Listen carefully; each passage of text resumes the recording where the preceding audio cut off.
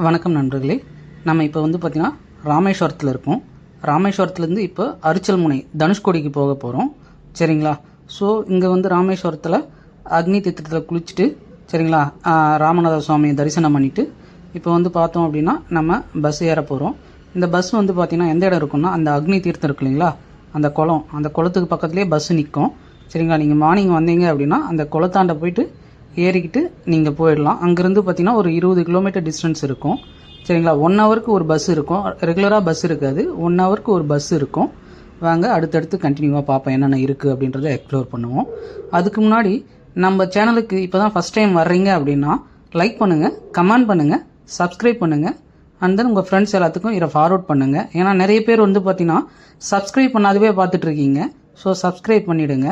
இங்கே பார்த்தீங்கன்னா இந்தியாவோட கடைசி ரோடு இதுதான், அதாவது டெட் எண்டு. இங்கிருந்து பார்த்தோம் அப்படின்னா இலங்கை தெரியும் அப்படின்னு சொல்கிறாங்க. ஸோ அதையும் டீட்டெயிலாக பார்ப்போம். வாங்க வீடியோக்குள்ளே போகலாம்.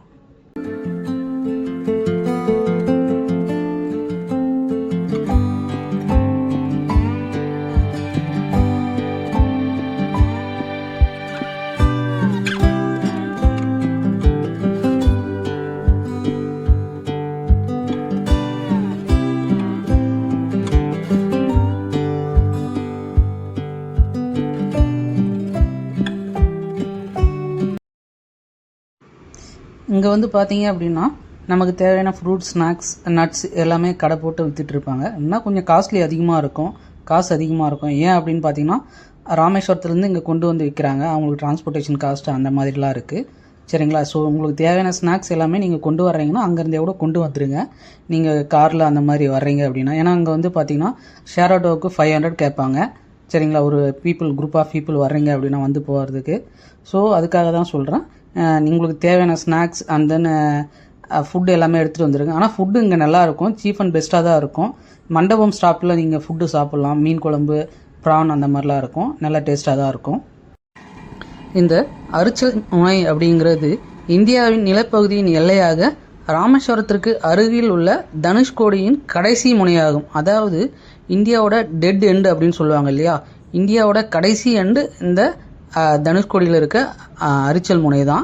இது பார்த்திங்கன்னா வங்காள விரிகுடாவும் இந்திய பெருங்கடலும் சங்கமிக்கும் ஒரு இடமாகவும் இந்த இடம் இருக்குது. இதோ பார்த்துருக்கீங்க இல்லையா, இந்த சைடு ஒரு கடல் இருக்கும், இந்த சைடு ஒரு கடல் இருக்கும். லெஃப்ட் சைடில் ஒரு கடல், ரைட் சைடில் ஒரு கடல் இருக்கும்.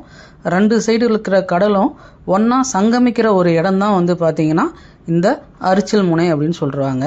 இந்த இடம் ராமாயணத்துடன் தொடர்புடைய ஒரு புராண முக்கியத்துவம் வாய்ந்த ஒரு இடமாகவும் கருதப்படுது. அதாவது 1964க்கு பிறகு இந்த நகரம் பார்த்திங்கன்னா ஒரு பேய் நகரமாக மாறிடுச்சு. இப்போ பார்த்திங்கன்னா இது ஒரு பிரபலமான சுற்றுலாத்தலமாகவும் இருக்குது. ஏன் அப்படின்னு பார்த்தீங்கன்னா 1964ல் ஒரு மிகப்பெரிய புயல் வந்தது.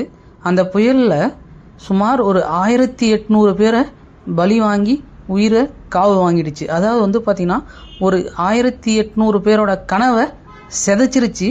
கண்ணுமிக்க நேரத்தில் ஒரு ரயில் பெட்டியில் ஒரு ரயிலையே அடிச்சுட்டு போயிடுச்சு கண்ணில் முழுகி.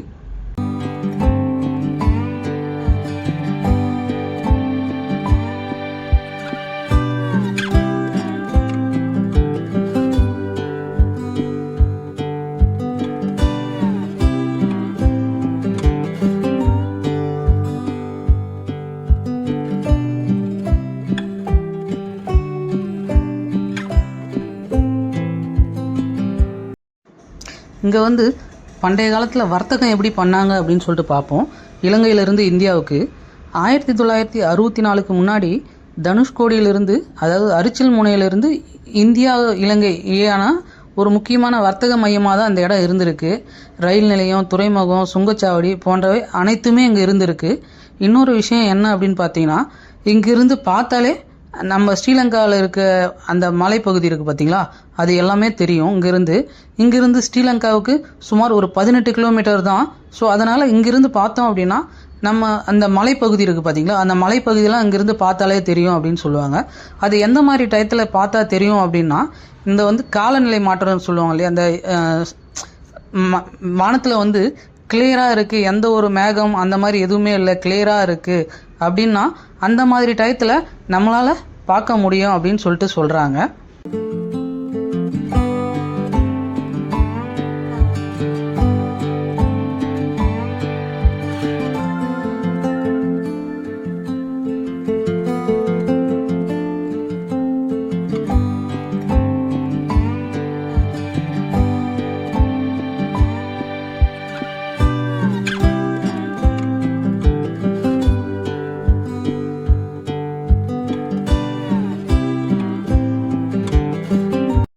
நீங்கள் கீழே இறங்கும்போது கொஞ்சம் பார்த்து இறங்குங்க. இங்கே வந்து படிக்கட்டு அந்த மாதிரிலாம் இல்லை, பாறை கற்கள் இருக்குது பார்த்தீங்களா, அந்த கற்கள் மேலே காலை வச்சு தான் கீழே இறங்கணும்.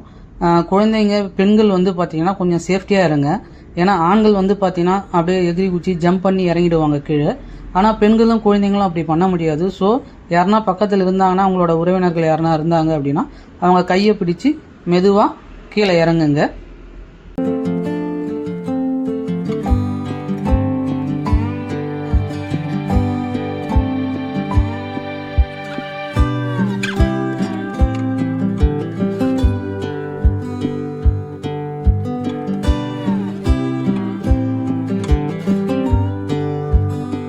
இங்கே வந்து இயற்கையோட அதிசயத்தை நம்மளால் பார்க்க முடியும். நீங்கள் யோசிப்பீங்க, என்னது அது இயற்கையோட அதிசயம், என்ன அதிசயம் அப்படின்னு சொல்லிட்டு. அதாவது வங்காள விரிகுடாவோட நீரும் இந்திய பெருங்கடலோட நீரும் ஒன்றையொன்று உரசி செல்லும், அதாவது ஒன்றையொன்று தொட்டு செல்லும் அப்படின்னு ஒரு அற்புதமான நிகழ்வு இங்கே பார்க்கலாம். இது ஒரு நிலத்தின் முடிவாக, அதாவது லேண்ட் ஆஃப் எண்ட் அப்படின்னு சொல்லிட்டு கருதப்படுது. இதுதான் அந்த இடம். நடுவில் ஒரு திட்டு இருக்குது பார்த்தீங்களா, இந்த திட்டுக்கு இந்தாண்ட வந்து பார்த்தீங்கன்னா வங்காள விரிகுடா, இந்த சைடு வந்து பார்த்தீங்கன்னா இந்திய பெருங்கடல், நடுவில் இந்த திட்டு இருக்குது. ஸோ அதாவது டைம் ஆக ஆக ஆக வந்து பார்த்தீங்க அப்படின்னா இந்த திட்டுலேயே தண்ணி வந்துடும் அப்படின்னு சொல்கிறாங்க. அங்கே லாஸ்ட்டாக ஒரு ப்ளூ கலர் ஷர்ட் போட்டு அந்த லாஸ்ட்லாம் இருக்கார் பார்த்தீங்களா, அவங்க இருக்கிறவங்க எல்லாரையுமே வந்து பார்த்தீங்கன்னா அவர் அனுப்பிட்டு இருக்காரு. ஏன் அப்படின்னா டைம் ஆகிட்டு இருக்குது, இங்கே வந்து பார்த்தீங்கன்னா தண்ணி வந்துடும், குழந்தைங்களாம் வச்சுருக்கீங்க, ஸோ அதனால் தயவு செஞ்சு மேலே போங்க, அங்கே இருக்காதீங்க அப்படின்னு சொல்லிட்டு அங்கே இருக்கிறவங்கள எல்லாரையும் டைம் பேஸ் பண்ணி அவங்க அனுப்பிட்டு இருக்காங்க. ஏன்னா அவங்களுக்கு தெரியும் எந்த டைமில் வந்து பார்த்திங்கன்னா தண்ணி வந்து அந்த திட்டை மறைக்குது அப்படின்னு சொல்லிட்டு. ஏன்னா கிராஜுவலாக வந்து பார்த்திங்கன்னா அந்த தண்ணி வந்து அப்படியே மேலே ஏறி வரும். ஸோ சேஃப்டி முக்கியம். நீங்கள் போகிறீங்க அப்படின்னா அவங்க இன்ஸ்ட்ரக்ஷன் கொடுக்குறாங்க அப்படின்னா அந்த இன்ஸ்ட்ரக்ஷனை தயவு செஞ்சு ஃபாலோ பண்ணுங்கள். ஏன்னா அவங்க சொல்கிறது நம்ம சேஃப்டிக்காக தான் சொல்கிறாங்க. பாருங்கள், பேசிகிட்டே இருக்கும்போது வந்து பார்த்திங்கன்னா தண்ணி கொஞ்சம் கொஞ்சமாக அதை ஏறி வந்துடுச்சு பார்த்தீங்களா. இந்த கொஞ்சம் அப்படியே கொஞ்சம் கொஞ்சமாக கிராஜுவலாக ஏறி வரும். ஸோ நீங்கள் அதுக்கு தகுந்த மாதிரி சீக்கிரமாக மேலே ஏறி வந்துடுங்க. இந்த இடத்தோட புராண பின்னணி அப்படிங்கிறது என்னன்னு பார்ப்போம். அதாவது ராமர் பாலம், அதாவது இதிகாசத்தின்படி ராமபிரான் சீதையை மீட்க இலங்கைக்கு செல்ல வந்து வானர படைகளோடு இங்கிருந்து தான் ராமர் பாலத்தை அமைச்சதாக கூறப்படுது. அது மட்டும் இல்லாமல் தனுஷ்கோடி அப்படின்னு சொல்லிட்டு ஏன் இந்த இடத்துக்கு பெயர் வந்தது அப்படின்னா, தனுஷ் அப்படின்றது வில், கோடி அப்படின்றது முனை அப்படின்னு சொல்லுவாங்க. அதாவது விபீஷணன் இருக்கார் இல்லையா, அவரோட வேண்டுதலுக்கு இணங்க ராமர் தனது வில்லின் முனையால் வந்து பார்த்தீங்கன்னா அவர் கட்டிய அந்த பாலம் இருக்கு இல்லைங்களா, அவர் கட்டிய பாலத்தை இடித்து தள்ளியதுனால இந்த இடத்துக்கு தனுஷ்கோடி அப்படின்ற பேர் வந்ததா புராணம் கூறப்படுது.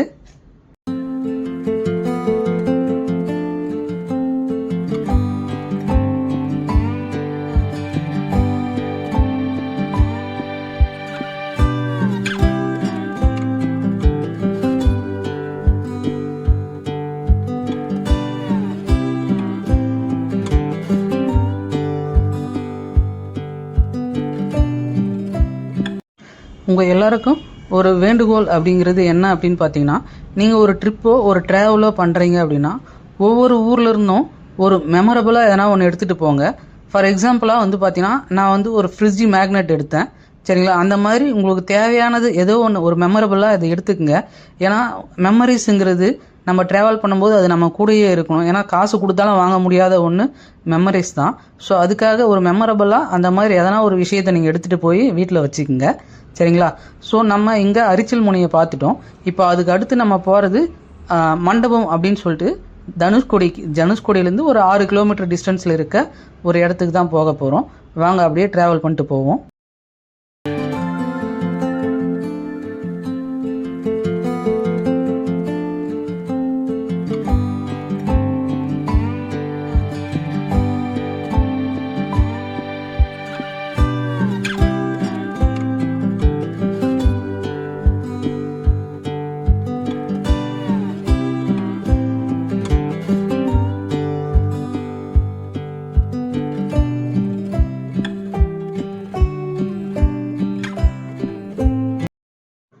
இப்போ நம்ம பார்த்துட்ருக்கோம் இல்லைங்களா, இந்த இடம் எல்லாமே இந்திய மற்றும் தமிழக அரசால் வாழவே தகுதியற்ற ஒரு இடம் அப்படின்னு சொல்லிட்டு கவர்மெண்ட்டால் நிராகரிக்கப்பட்ட ஒரு இடம்தான்.